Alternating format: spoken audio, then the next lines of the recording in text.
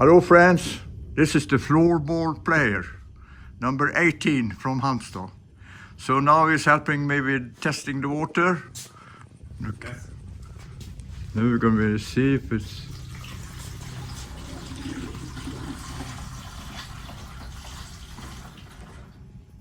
Ja, på samman.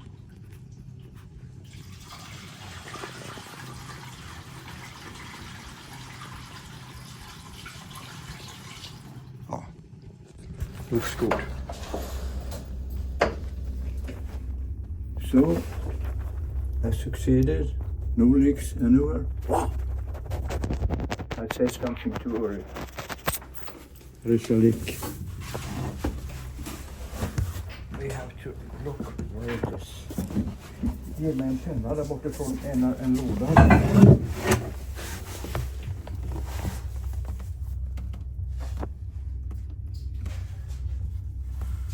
Somewhere here is...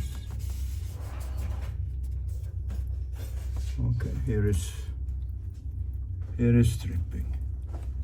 But it's just a small one. So, now it's all filled.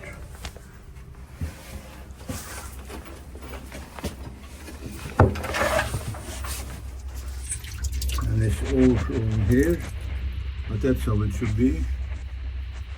Maybe there's a little leak. And also, like I said, there's a very small leak in here in this corner. But in all, this is good. I'm happy with this. This is the epoxy rod, being hanging there with a weight, being straight by gravity. So, it's not absolutely stiff, but stiff enough to thread a line or do something like this. So, this is it. She got a bit rope here that is not flexible, so I can make a knot with. Hello again. So, there's another thing. The book is getting to an end, but here is one more book, here's one more book, here's one more book, here's one more book, and here's one more book. They're all in Swedish, but the idea is, if you like me do a little reading, I can do them in English, ad lib. So I start reading a bit part of them, and very freely I do it in English. So this venture, Voyage of the Dyslectic, takes me from to 1975, and as many things happen after that, and all things are not included in that book either. So this is then there, if you want to keep the pendulum swinging a bit more. Hello friends. A good thing is upcoming. This is from el-isolation from Harriet in Laxå. It's a rod. It's going to be for the a rudder. It's going to be a good thing coming up. A rudder. I tested. This is 30mm diameter. The other one I tested was 25. So now I'm going to do the test. So now we're going to see it's strong.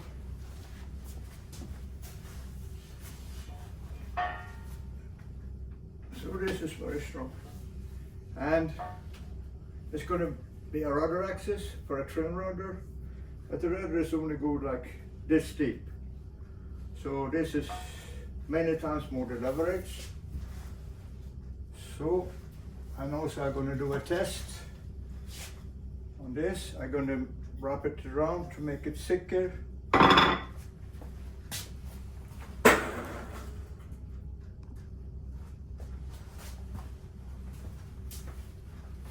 So this is Epoxy 11 pipe, and it nearly fits here, just a little bit thick. And for that I'm going to wrap around maybe 1 or 2 glass fiber around, so I'll make a test on this one to see how much it builds up. So this is exciting things. And so I'm not so happy with this arrangement back here, and so I'm going to replace this steering system and this tube with the lines going in here. Instead, up here comes a trim rudder, and that means I don't have to have this thing coming around in here. Everything comes into the boat. So this doesn't look so nice to me. I'm going to replace this, and I'm going to make a straight tiller here instead. This back-facing tiller is going to go away, and like hold this thing, and I'm going to put up the thing for sheeting in the back sails. So there is some changes coming up, and this is really to a big thing, and it's a bit difficult to keep the lines in there and keep them dry. So now I can take this away. So this is a good thing. So here I'm doing a test. I'm putting 2 layers of glass fiber around here to see how much the diameter will increase, because the rod here doesn't really fit in here. So I increased the diameter of that, and this is always giving a problem, you know. But now I got a new idea. I start with doing thicken epoxy with ticks on, and that is not so slippery as epoxy. Epoxy itself is quite slippery, but with the sticks, by definition, it's not slippery. So, and it's the peel ply on, and I put it on here with tape. So we will see tomorrow how it works and how much the diameter increased.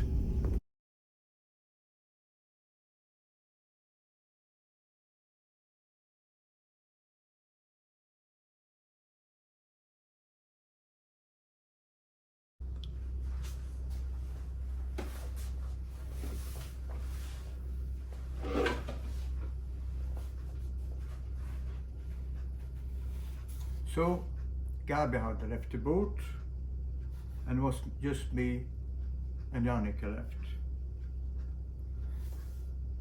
We left Canary Islands in the middle of October, against advice by some people who told us that the hurricane season was not yet over. With a smile in my moustache, I told them that I built the boat myself and that we were bound for Cape Horn, and hurricanes did not worry me. Slowly, during 3 days, we drifted out of the wind shadow behind the high Canaries. The northeast trades gradually picked us up, taking us west of Cape Verde Islands and southwards. As the wind got stronger, Jannica got seasick. With iron will, she must have suppressed the nausea between Madeira and Canaries for fear of being put ashore and see me and Gabi sail happily away together. Now, in the trade wind, we could not return, and she relaxed, showing how she felt, and she felt terrible. She vomited and did not eat. She lay in her bunk, booming. There was nothing I could do. She got slimmer and slimmer. After 2 weeks, I began to worry that she would die. After 3 weeks, she fainted and collapsed on the floor. After that, she was able to keep down a bit of what she ate. She could also start reading books. About this time, I started to find small animals on my body and in my hair. First one, then few days later, more and more, until it was nearly a full-time job to keep my head overpopulated by lice, which do multiply rapidly. As we did not have any insecticides, each animal had to be killed by hand.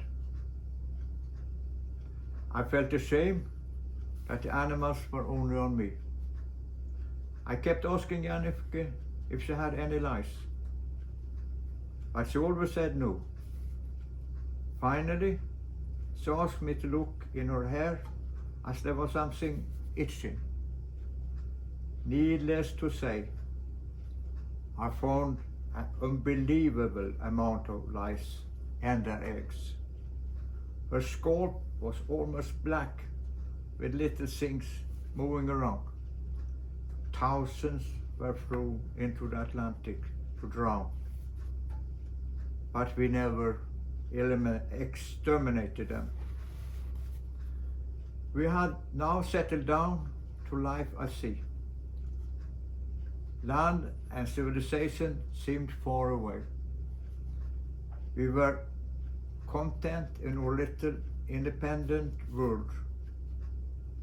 We had a small transistor radio with shortwave band, but did not bother to listen to the news, and of course we had no way to communicate with the outside world. The boat was simple. We did not even have electric lights. After a week or two at sea, without modern life bombarding us with information, we began to feel like the dregs of our culture had settled down at the bottom of our brains. Life was concrete and present. The horizon of time was not longer than yesterday and tomorrow. Here in the trade wind, history seemed to have stopped. Columbus and the birds before him had experienced the same seas, the same wind and waves. Everything was present. Did something need to be done? It did it right away, and right away we were awarded with a result. Not like a worker in society where the division of labor is such that a worker never can see the results of his efforts as a whole, and his payments gets into a bank account which is already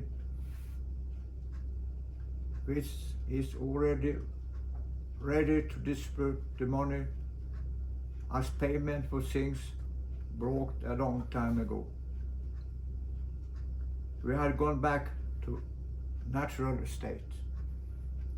If the wind increased in the middle of the night, I was instantly wide awake.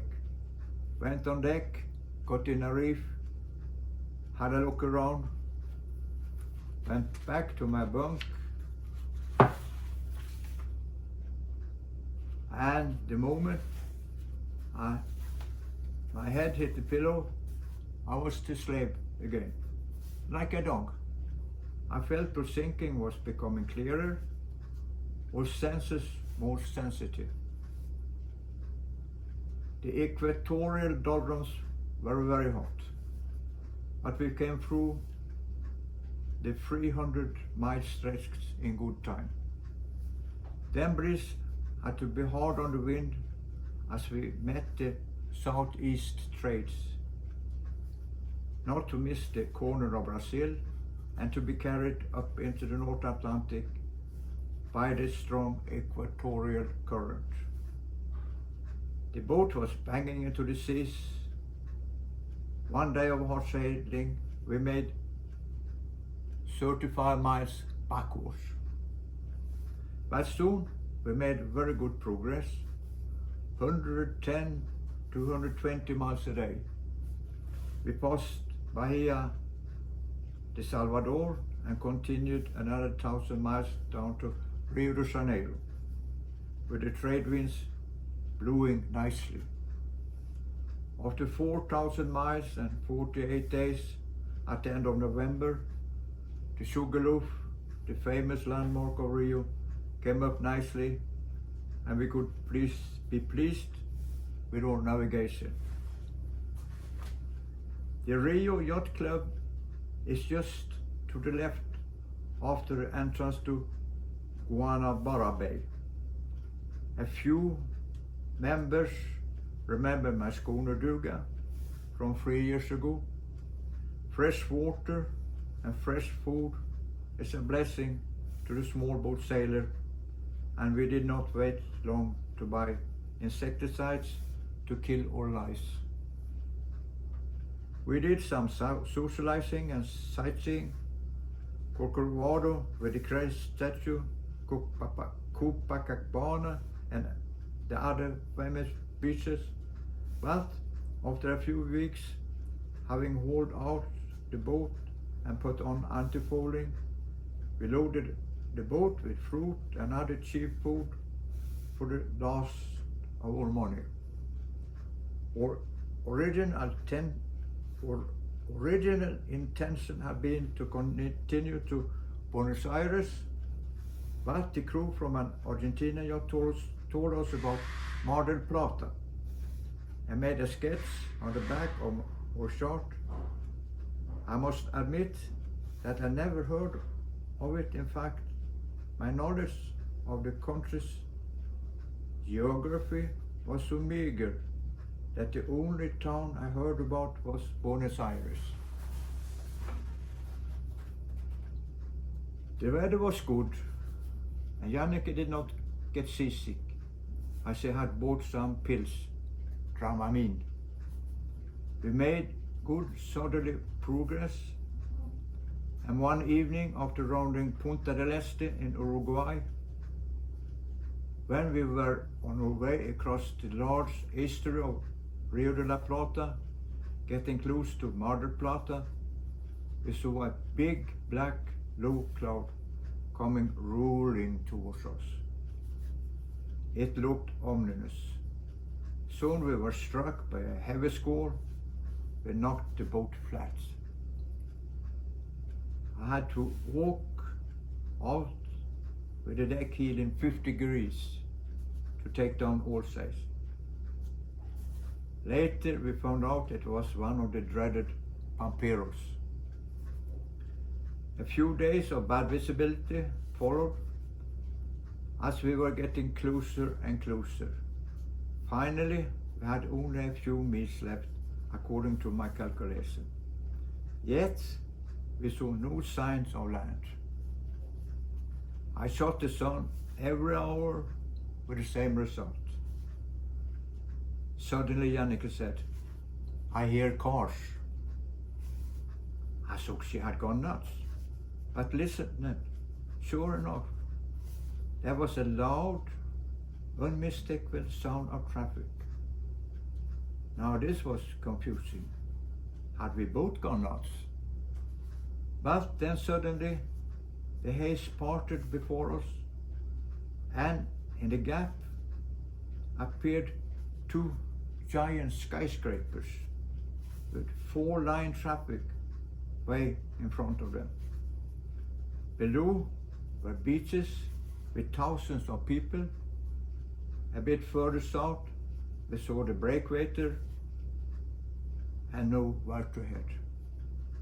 We arrived the evening before New Year's Eve. Having spent Christmas at sea, inside the breakwater, a school of sea lions met us. Some kids and powerboat told us where the Club Nautic told us the way to the Club Nautica. We got showers. I went to the different port authorities.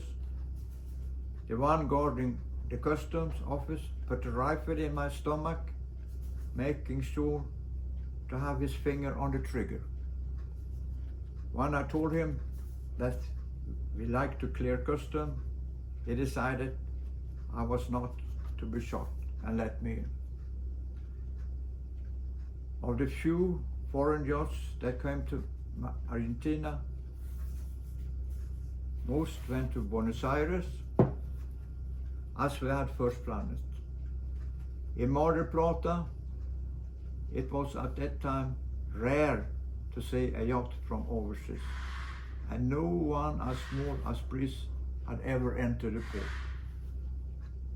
That, we on top of that, were heading for Cape Horn, caused a bit of a sensation. TV, radio, and newspapers talked about una cascara de nuez, a nutshell, adding con amor, referring to my crew and our unmarried status. This was 1974.